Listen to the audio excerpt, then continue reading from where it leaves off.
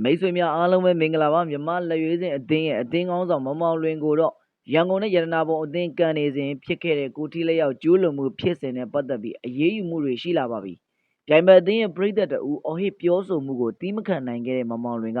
ပွဲကြီးစင်မော်အထိကိုတက်ပြီးကိုထီလက်ရောက်ကျိုးလွန်ခဲ့ပါတယ်။ထိုမျိုးသမီးရဲ့ပါးကိုထိုးခဲ့တယ်ဆိုပြီးတော့တိကျတဲ့တက်တွေတွေကရှိထားခဲ့ပါတယ်။ဒါကြောင့်မလို့ယနေ့မှာတော့ရန်ကုန်ယူနိုက်တက်အသင်းရဲ့ကစားသမားမောင်မောင်လွင်ကို6လပွဲပယ်နဲ့ဒဏ်ကြေး330ဆောင်ရမယ်လို့ပြည်ထောင်ချမှတ်ခဲ့ပါတယ်။ကျူးလွန်ခံရတဲ့အမျိုးသမီးကလည်းအမြဲတမ်းယခုလိုနီးပြအဖွဲ့ဝင်တွေကစားသမားတွေကိုအော်ဟစ်စူပမှုတွေအရင်တည်းကရှိထားသူဖြစ်ပါတယ်။နိုင်ငံတကာပွဲစဉ်တွေနဲ့ဖူဆယ်ပွဲစဉ်တွေကိုကြည့်ဖို့ပိတ်ပင်ခံထားရသူဖြစ်ပါတယ်။မောင်မောင်လွင်ရဲ့ဖြေရှင်းချက်အရာတော့လူမျိုးရေးတိုက်ခိုက်မှုတွေနဲ့အော်ဟစ်အားပေးနေခဲ့တာကြောင့်သူ့အနေနဲ့စိတ်မထိန်နိုင်ဖြစ်သွားခဲ့ရတယ်လို့ဆိုရှယ်မီဒီယာမှာရေးလာပါတယ်။ဒါပေမဲ့လည်းဒါက professional ကစားသမားတဦးအနေနဲ့မဖြစ်တဲ့ကိစ္စထိန်းသိမ်းရမယ့်အရာလည်းဖြစ်ပါတယ်။ဒီဖြစ်စဉ်အပြီးမှာမောင်မောင်လွင်ကပွဲပြီးတဲ့အထိအနီကပ်ပြသခြင်းမခံရဘဲနဲ့ကစားခွင့်ရခဲ့တာကြောင့်လေ